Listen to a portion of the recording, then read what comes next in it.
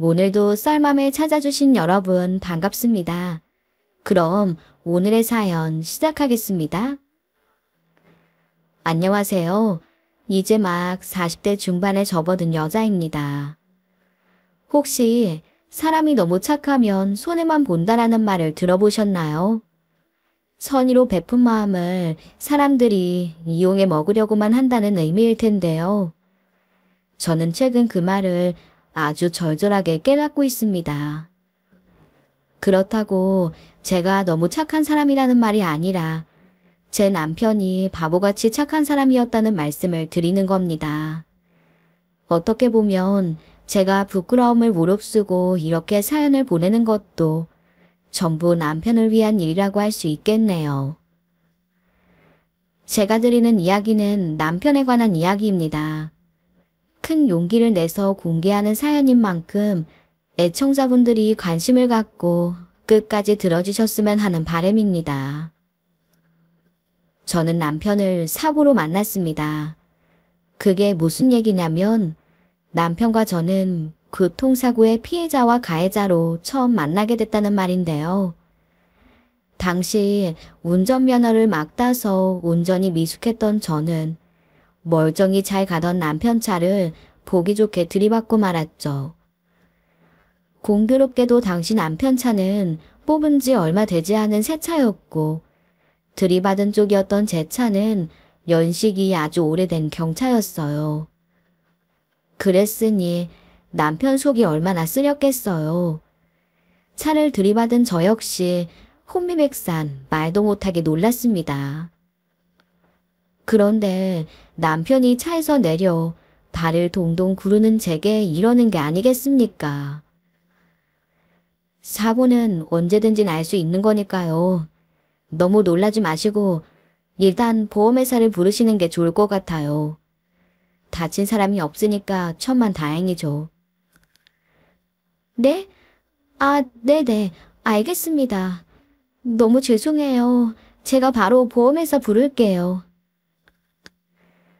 누가 누굴 위로하는지 남편은 제가 침착할 수 있도록 도닥여주며 인상 한번 찌푸리지 않고 조용히 절 기다려주었죠. 처음 본 그 남자가 되게 멋져 보이더라고요.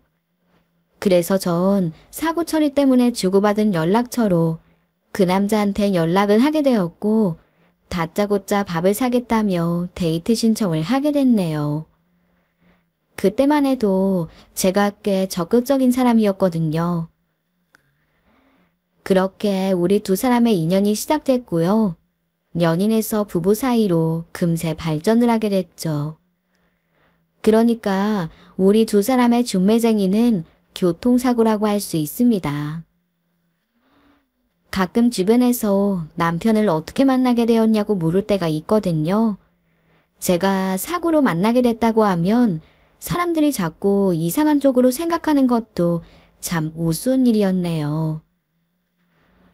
아무튼 미래를 약속한 우리 두 사람은 결혼 허락을 받기 위해 양가 부모님을 뵙기로 했는데 남편이 저한테 생각지도 못한 말을 꺼내더라고요.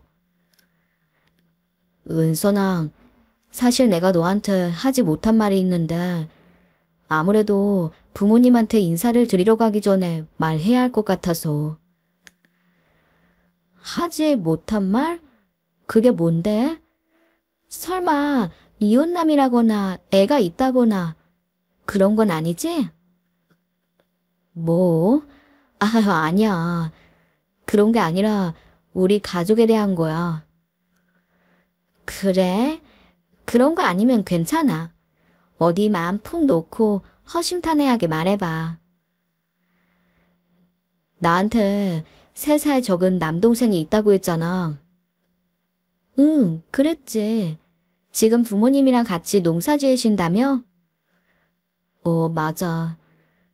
그런데 내 동생이 실은 내 친동생이 아니야. 응? 친동생이 아니면? 그럼 배다른 동생이야? 그럼 어머님 아버님이 재혼하신 거야? 아니, 그게 아니라 사실 동생은 부모님의 친척분의 자식이었는데 내가 중학생 때 그분들이 사고로 돌아가셨고 갈 곳 없는 동생을 부모님이 양자로 드린 거야. 아, 그래. 그런 사연이 있었구나. 음, 나도 어릴 적엔 부모님의 그런 선택에 반감이 없었던 건 아니었는데 부모님은 모른 척할 수 없다면서 동생을 가족으로 받아들이셨어. 그렇게 가족으로 살다 보니까 나한테도 둘도 없는 동생이 된 거고. 세상에, 부모님이 정말 대단한 결정을 하셨네. 지금 나한테는 친동생이나 다름없으니까 자기도 너무 편견 갖지 말아줬으면 해. 그럼 당연하지. 우리가 결혼하면 나랑도 가족이 되는 건데 내가 그럴 리가 있겠어? 시부모님과 함께 살며 시골에서 농사를 짓고 있다는 시동생이 사실은 양자로 들인 자식이라는 사실이 무척 놀라웠습니다. 아무리 친척이라지만 그런 결정을 내린다는 게 쉬운 건 아니잖아요. 그럼에도 불구하고 지금까지 친자식처럼 키웠다는 게 대단하게 느껴졌네요. 남편의 집에 인사를 드리러 가니까 시부모님이 반색하며 절 맞아주시더군요. 어서 와요. 먼 길 오느라 고생 많았죠? 내가 우리 정태 엄마예요. 네, 안녕하세요. 정태 씨랑 만나고 있는 강은선이라고 합니다. 그래요. 정태가 너무 예쁘고 착한 아가씨를 만나고 있다던데 듣던 대로 너무 고운 아가씨네요. 어머, 예쁘게 봐주셔서 감사합니다. 시부모님은 자상하고 따뜻한 분들이셨어요. 그리고 그 자리에서 남편이 말한 시동생도 만날 수 있었는데요. 사람이 약간 차가운 면이 보이는 게 처음 첫인상이 그렇게 좋지는 않더라고요. 남편이 제게 편견을 갖지 말라고 당부했는데 저도 모르게 그런 생각을 가진 것 같아서 속으로 살짝 부끄럽다는 생각을 했습니다. 남편은 오랜만에 만난 동생을 정말 살갑게 챙기더라고요. 한태야, 요즘 날 더운데 농사 짓느라 힘들지? 형이 자주 들여다봐야 하는데 미안하다. 미안하긴. 형이 꼬박꼬박 붙여준 돈으로 사람도 쓰고 기계도 빌려 써서 할만해. 그런 생각하지 말고 이젠 형수님이나 챙겨. 그런가? 아, 맞다. 이거 너 지려고 산 건데 한번 입어봐. 그래? 남박이네. 괜찮은데? 그렇지? 색깔도 잘 봤는데. 그거 백화점에서 산 거야. 그래서 그런가 때깔이 다르네. 고마워, 잘 입을게. 누가 봐도 서로 잘 챙기는 우애 좋은 형제였습니다. 친형제가 아니라는 말이 믿기지 않을 정도였어요. 남편은 고등학교를 졸업하자마자 서울로 상경해 열심히 돈을 벌었답니다. 가난한 집안 살림에 보탬이 되라고 돈을 버는 족족 부모님께 보냈다죠. 연고도 없는 타지에서 얼마나 배고프고 힘이 들었겠어요. 하지만 남편은 자기보다는 가족을 먼저 생각했고 끼니도 잘 챙기지 못할 정도로 치열하게 살았다고 하더라고요. 남편은 그런 어려운 환경 속에서도 자기 발전에 게을리하지 않았고 일하던 공장에서 배운 기술로 자수성가에 성공했습니다. 그리하여 지금은 직원 수가 10명이 넘는 정밀 기계회사의 사장님이 되었네요. 그런 남편 덕분에 남의 농사일을 해주며 근근히 먹고 살던 시댁은 논도 사고 밭도 살 수 있었다죠. 흔한 말로 집안을 일으켜 세운 장남은 바로 남편을 일컫는 말이었습니다. 남편은 참 좋은 사람이었어요. 가족에 대한 사랑도 남달랐고 불쌍한 사람만 보면 그냥 지나치지 못하는 사람이었거든요. 남편 회사에서 진행하고 있는 공익사업도 몇 개나 되었습니다. 이런 남자가 제 남편이라는 게 참 자랑스러웠습니다. 다른 건 몰라도 사람 하나는 진짜 진국이라는 게 남편의 매력이었네요. 물론 성실하게 사업체를 운영하며 돈도 잘 버는 가장이라는 건 두말할 필요도 없었고요.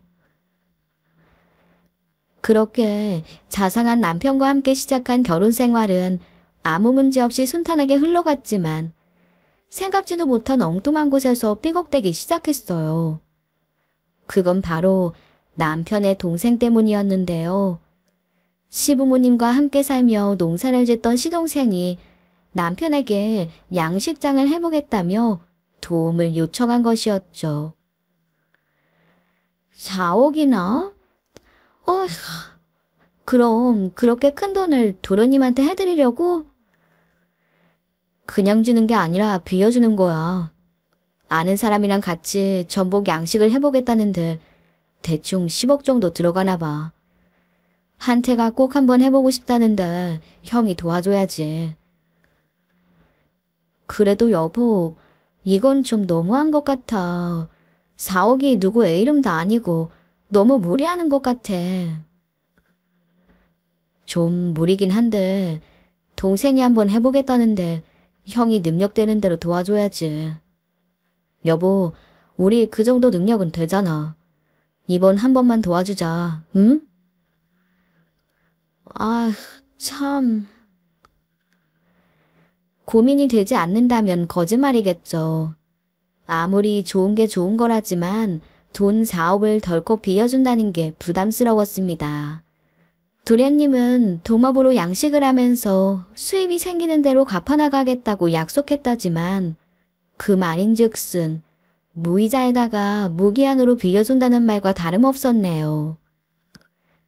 그래도 남편은 자기 동생을 꼭 돕고 싶었던 모양입니다. 제 허락을 받기 위해 갖은 설득을 다 하더라고요. 남편까지 이러니 제가 인정하지 않을 수가 있나요? 더구나 우리 집 재산은 남편이 읽어낸 것이니까요.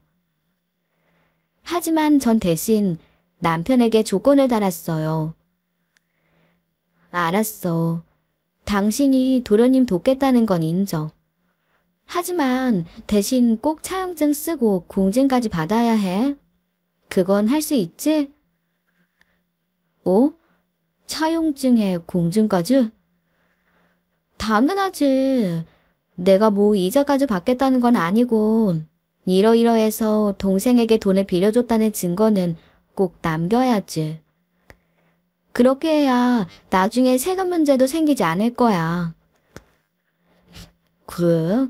그런 거? 남편은 자기 동생한테 차용증까지 받는다는 게 좀 그랬나 봅니다. 하지만 아무리 동생이라도 돈 관계는 명확하게 해야 탈이 없는 거라고 남편을 설득했죠. 결국 남편은 시동생에게 공증까지 한 차용증을 쓰는 조건으로 4억을 빌려주게 됐어요. 도련님은 당연히 그렇게 하려고 했다면서 흔쾌히 차용증을 쓰더라고요. 하긴 거금 4억을 거의 공짜로 빌리는 건데 차용증 정도를 쓰지 않을 리가 없을 겁니다. 신이 난 도련님은 저한테까지 전화를 해선 감사 인사를 전했네요. 형수님, 정말 감사해요. 형이 그러던데 형수님이 저 사업 잘해보라고 적금 밀어주셨다는 얘기 들었어요. 형수님이 이렇게 절 믿어주시고 응원해 주실 줄은 정말 몰랐습니다. 쉽지 않은 결정이셨을 텐데 정말 감사합니다. 네. 아하, 네, 도련님. 큰맘 먹고 하시는 거니까 열심히 하셔서 잘 되길 빌어요. 네, 진짜 목숨 걸고 해보려고요.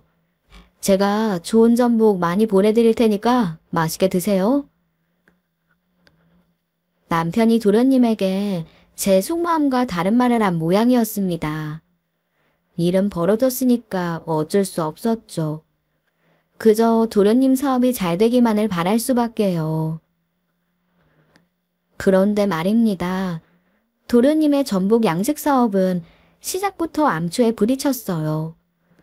모든 준비를 마치고 양식장 허가를 받으려는데 불법 양식장의 난립으로 양식장 허가가 굉장히 까다롭게 강화됐다는 겁니다. 도련님과 동업자는 어떻게 해서든 허가를 받으려고 애를 썼지만 정식 허가를 받기까지 1년이란 세월을 홀라당 날려보내야만 했네요. 시간이 지체됐다는 건 그만큼 손해를 감수해야만 한다는 뜻이었어요. 전복 양식을 위해서 직원들도 뽑아놓은 상태였고 기껏 마련한 시설을 사용하지도 못하고 유지 관리만 하는데도 비용이 들어갔기 때문입니다. 사업은 시작도 못 해봤는데 고정 지출은 자꾸 생기기만 하니까 도련님이 힘들어지는 건 당연한 일이었어요. 결국 도련님은 시부모님한테도 손을 벌려서 눈덩이처럼 불어나는 비용을 겨우겨우 막고 있는 상황이었습니다. 하지만 도련님이 던진 작은 돌은 거대한 파도를 만들었어요. 시부모님은 작은 아들에게 사업 자금을 대주느라 정작 농사에 필요한 자금을 다 사용해버린 상황이었고 결국 또 남편에게 도움을 요청할 수밖에 없었던 거죠. 그래도 솔직한 남편은 제게 숨기는 것 없이 다 말하는 사람이었습니다. 시부모님이 본인에게 도와달라는 말을 했다고 솔직히 말하더라고요. 어머니가 6천만 원만 해달라는데 어떡하지? 한테한테 모아둔 돈을 다 해주셨나 봐. 올해 솥값도 폭락한 바람에 여러모로 힘이 드신 모양인데 우리가 좀 도와드려도 될까? 무슨 말인지는 알겠는데 원래 가지고 있는 논밭으로 농협에서 대출해주지 않아? 그렇게 힘이 드시면 대출을 받으셔야지. 무슨 일 있을 때마다 장남을 찾으면 어떡해. 당신이 지금 총각도 아니고. 원래 어른들이 대출 같은 거 불안해하시잖아. 그렇게 많은 돈은 아니니까 이번엔 좀 도와드렸으면 좋겠어. 당신이 조금만 이해해주라. 내가 싫다고 하면 해드리지 않을 거야? 어차피 해줄 거면서 뭘 물어. 조금 빈정이 상한 저는 남편에게 뾰루통하게 대꾸했지만 남편은 그저 허허 웃어넘기더군요. 시동생이건 부모님이건 무슨 일이 생기면 해결사는 무조건 남편입니다. 물론 번듯한 회사를 운영하고 있는 장남이니까 의지할 수는 있죠. 하지만 아내 입장에선 마냥 반가운 일만은 아니었어요. 돈이 아까워서가 아니라 가족에 대한 남편의 배려가 의무처럼 붙여지는 게 싫었기 때문이었죠. 결국 남편은 시댁에다 6천을 해주었고 전 시댁 문제로 골치가 아파 당최 시름을 놓을 수가 없었습니다. 그런데 말입니다. 문제는 거기서 그치지가 않았어요. 우여곡절 끝에 양식장을 시작한 도련님에게 또 한 번 큰 시련이 닥치게 된 거였죠. 도련님과 함께 동업을 한다는 사람이 본래 전복 양식원으로 오랫동안 일을 했다는 경력자였는데요. 도련님은 그 전문가만 믿고 전복 양식을 시작한 건데 대체 그 사람이 뭘 잘못한 건지 처음 키우기 시작한 전복들이 전부 폐사를 하고 말았던 겁니다. 버린 전복들이 몇 톤이라던가요? 손해가 이루 말할 수 없이 컸다는 건 두말할 필요도 없었죠. 크게 벌인 사업이 자꾸 틀어지자 시동생은 점점 삐뚤어지기만 했어요. 남편에게 얼마만 붙여달라는 말을 시시때때로 했고 그렇게 사람 좋은 남편도 그런 동생에게 싫은 소리를 하더군요. 어느 날 시동생이 남편에게 전화를 걸어선 또 몇백만 원을 해달라고 조르더군요. 남편의 전화기에서 흘러나오는 시동생의 볼멘 목소리가 제 귀에까지 다 들려오는 겁니다. 야, 한태야.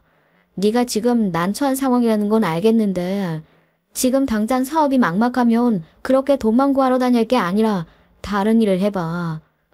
지금 어머니 아버지도 돈 줘가면서 사람 손 들여 쓰고 있는데 차라리 농사일을 다시 돕는 게 낫지 않겠어? 아니, 형, 무슨 말을 그렇게 해. 농사 실어서 나온 놈한테 다시 농사를 지으라고 하면 그게 먹혀? 돈 밀려주기 싫으면 싫다고 하면 되지. 왜 그런 잔소리까지 하는 거야?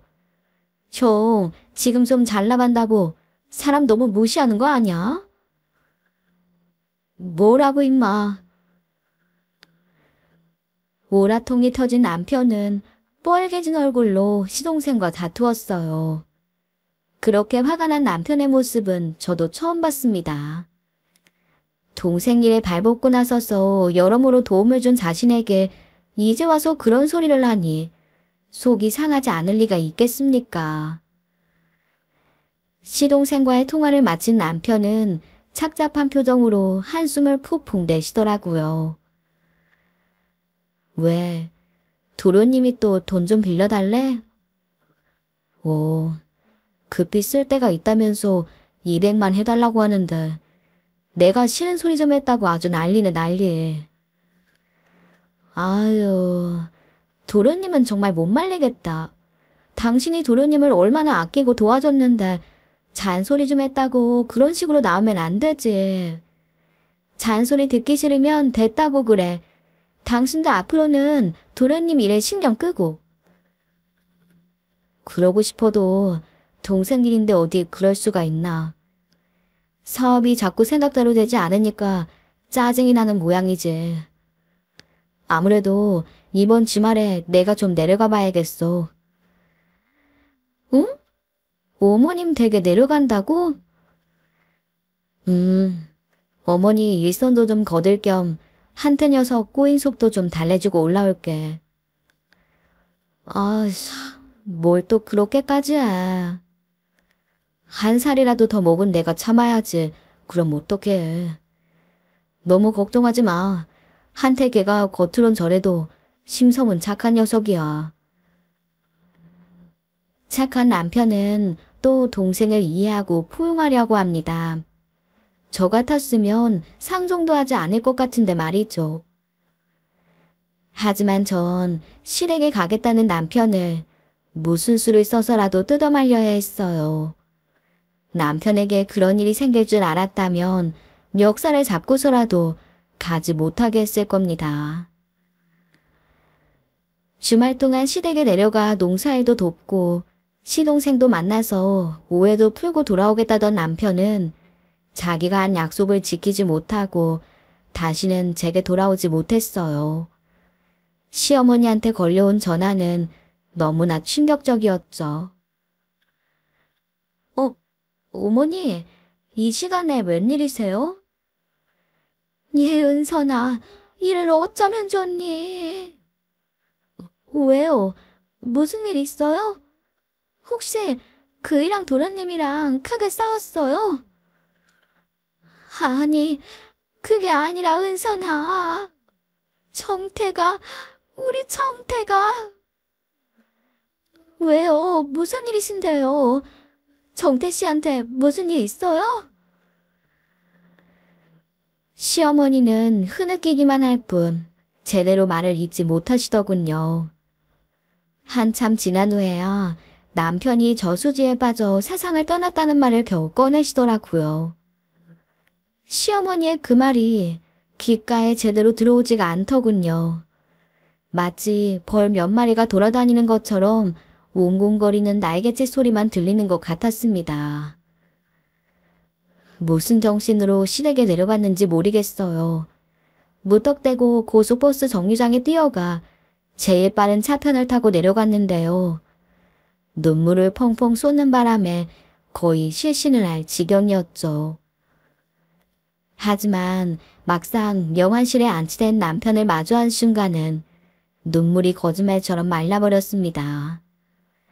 당시의 기억이 희미하긴 하지만 그 순간 저는 남편의 죽음을 받아들이지 않았던 것 같아요.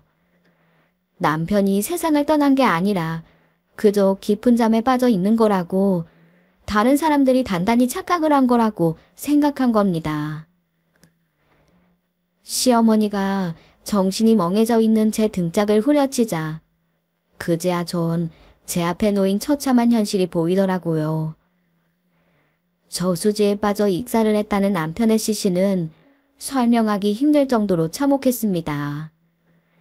이제 더 이상 남편이 눈을 뜨지 못한다는 걸 깨달은 저는 그 자리에서 까무러치고 말았고, 눈을 떠보니 병원 응급실에 누워있더군요.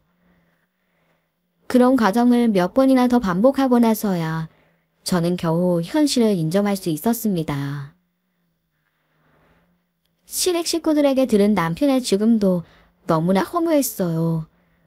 시댁에서 저녁을 먹은 남편은 혼자 산책을 갔다 오겠다며 집을 나섰는데 날이 밝도록 돌아오지도 않고 연락도 받지 않았다는 겁니다.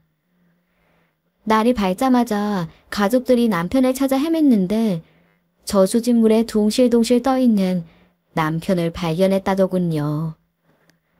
부랴부랴 남편을 건져냈지만 이미 때는 한참 지난 후였다는 거였죠. 가족들은 그 즉시 경찰에 신고를 했답니다. 그리고 경찰은 마을에 설치된 CCTV를 확인해 남편의 동선을 파악했다더군요. CCTV 속 남편은 동네 어귀에 위치한 슈퍼에서 소주 몇 병을 샀고 저수지 근처에서 술을 마셨답니다. 그리고 난 뒤 컴컴한 밤에 발을 헛디뎌 저수지에 빠진 것 같다고 했어요. 하지만 전 그 말이 좀처럼 믿기지 않았어요. 남편이 술을 멀리하는 건 아니지만 강독을 헛디딜 만큼 술을 많이 마시는 사람은 아니었거든요. 하지만 남편이 술을 사고 저수지 근처에 앉은 모습이 CCTV에 명확하게 찍혀 있다는 거였죠. 시동생은 제 앞에서 가슴을 퍽퍽 치며 죽은 형을 원망했어요. 형수, 우리 형 불쌍해서 어떡해요. 바보 같은 형은 뭐 하려고 고향에 내려와서는 이런 일을 당하냔 말이에요. 네? 아무리 가족들이 후회를 하고 한탄을 해봐도 죽은 사람이 살아 돌아올 리가 없습니다. 남편에게 닥친 불행은 말 그대로 더럽게 운이 없는 불행일 뿐이었죠.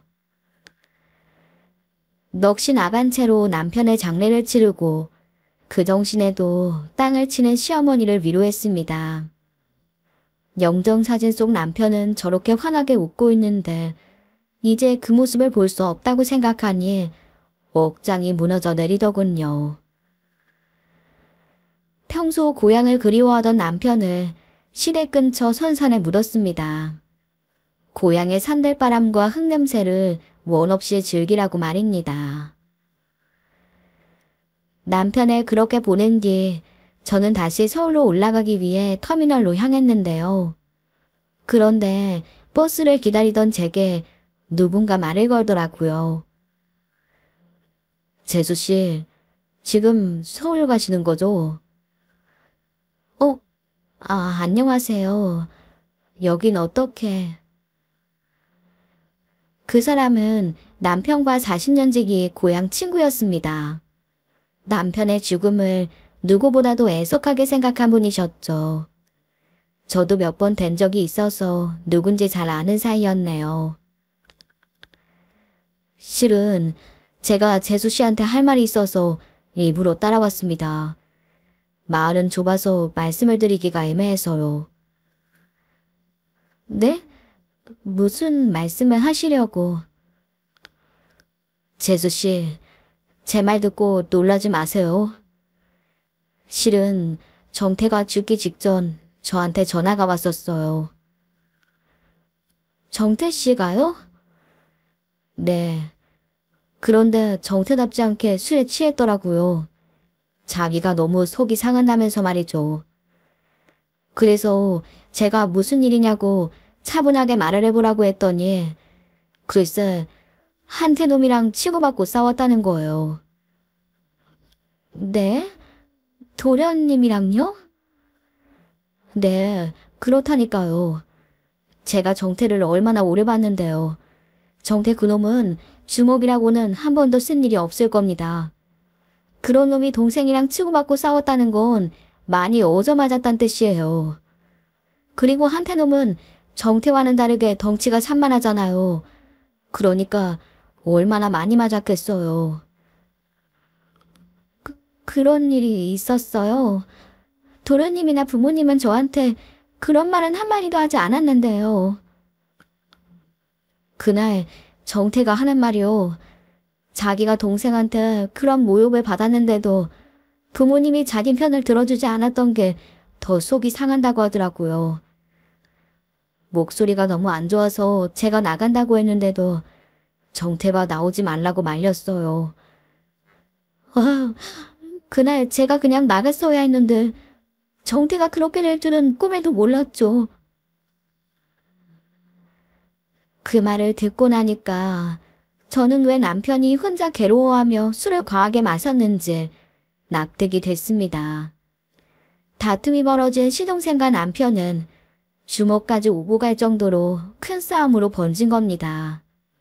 하지만 남편은 시동생의 완력을 이기지 못하고 실컷 얻어맞은 거였죠.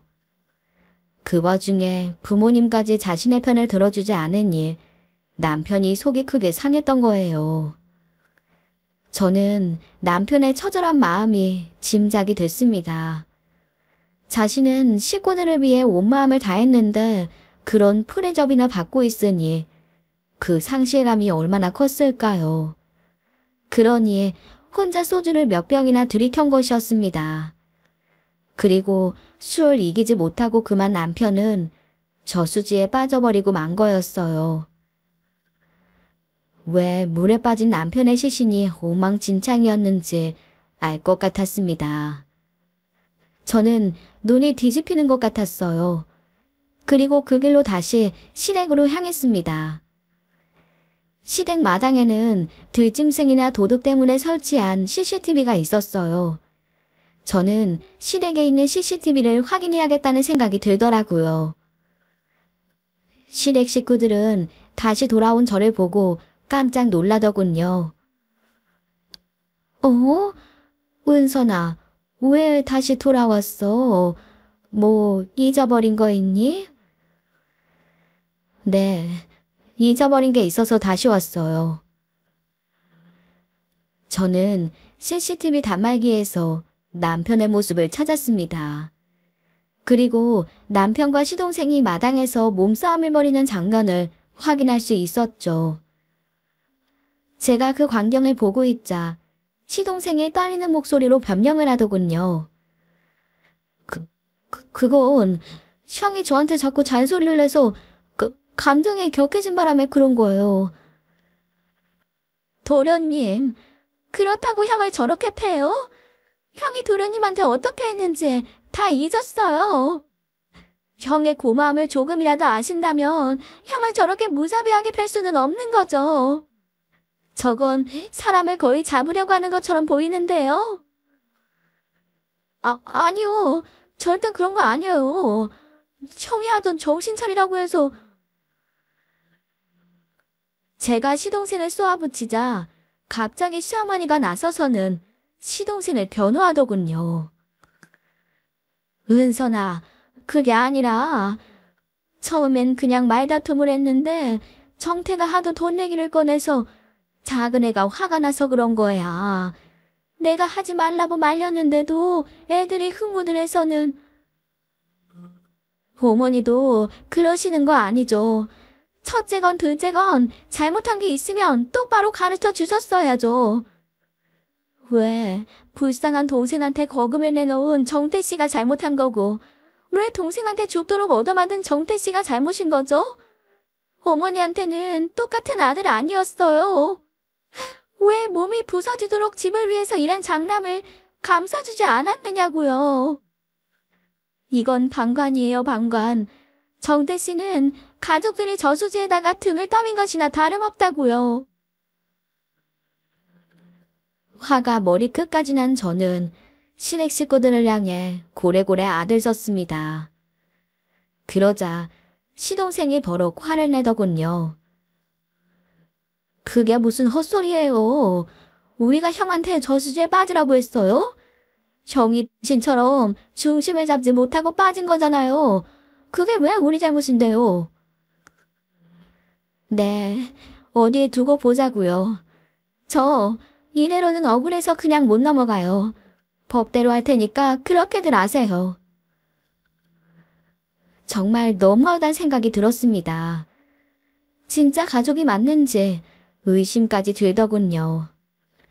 남편은 사고로 죽은 게 아니라 궁지에 몰렸던 것이나 다름없었어요.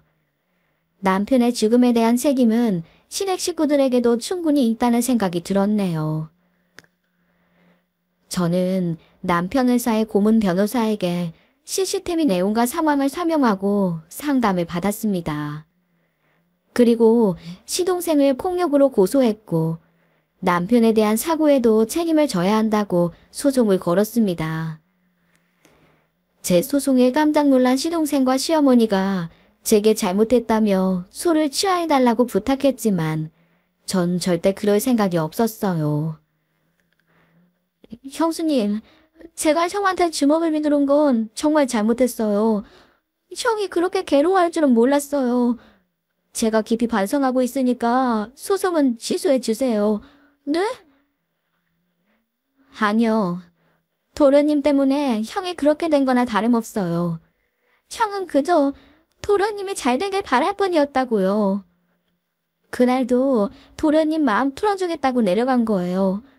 그런 형한테 그런 짓을 하는 게 정상이에요? 전 더 이상 대화할 마음 없고요. 그리고 형한테 빌려간 4억도 갚을 준비하세요.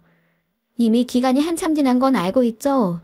그렇지 않으면 이것도 소송할 테니까 그런 줄 아시고요. 형수님.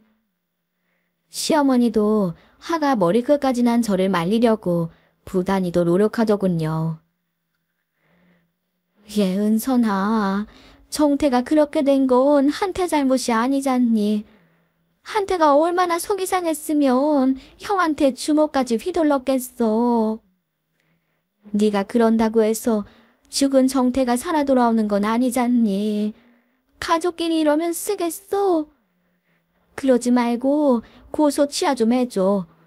한테 제가 겉으로만 우악스럽지 속이 여려서 잠도 못 자고 그런다. 자기 인생에 빨간 조가면 절대 안 된다고 길게 날뛰는데 이를 어쩜 좋니? 은선아, 가족끼리 이러면 안 되는 거야. 응? 어머니, 말씀 한번 잘하셨어요. 가족끼리 정말 이러면 안 되는 거죠. 왜 어머니는 그렇게 평생 고생만 한 장남한테 편 한 번 안 들어주셨어요? 솔직히 정태 씨 덕분에 어머니 집안이 먹고 산 거 아니에요. 그런데도 정태 씨한테 이런다고요?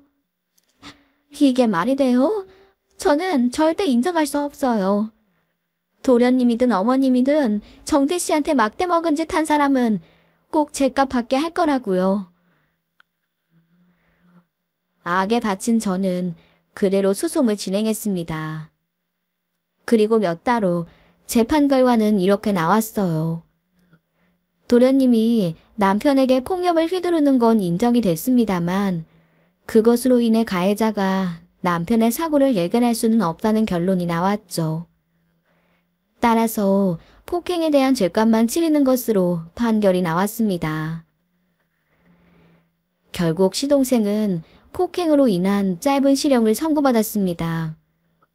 하지만 전 거기에 그치지 않고 4억을 갚지 않은 도련님을 사기죄로 고소했어요. 결국 시댁은 도련님이 진 빚을 갚기 위해 논밭을 팔아야만 했습니다. 그렇게 전 4억을 고스란히 받아낼 수 있었네요. 그리고 그 이후부터 시댁 식구들과는 지금까지 완벽히 인연을 끊고 살고 있어요. 현재 저는 남편이 남긴 회사를 대신하기 위해서 남편 회사의 직원들과 함께 밤낮으로 공부하고 일을 했습니다. 그리고 1년 만에 남편 대신 회사를 운영할 수 있을 만큼 능력을 키울 수 있었어요. 지금은 회사 매출이 당시보다 상당히 늘었고 작년에는 중소기업청에서 상도 받을 만큼 튼튼한 회사로 키워냈습니다. 남편을 잃은 아픔을 남편이 하는 일로 채웠다는 표현이 딱 알맞은 것 같네요. 하지만 전 가끔 시부모님의 행동에 의문이 들곤 합니다. 이건 아무리 생각해봐도 풀리지 않는 의문인데요. 사실 도련님은 시부모님의 진짜 친자식이 아니고 양자로 입양한 자식이잖아요. 남편이 진짜 친자식인데 왜 시부모님은 사부만 치는 양아들을 그렇게 싸부만 돌았던 걸까요? 아무리 이해를 해보려고 해도 답이 나오질 않습니다. 제 사연은 이쯤에서 마무리를 하려고 합니다. 혹시 여러분들 중에 제 의문을 풀어주실 분이 계실까요? 조언 남겨주시면 꼭 살펴보겠습니다. 감사합니다. 오늘의 쌀맘 사연에 여러분의 소중한 댓글 기다리면서 구독, 좋아요, 공유는 물론 알람 설정도 부탁드립니다. 그럼 오늘도 함께 읽어주셔서 감사합니다.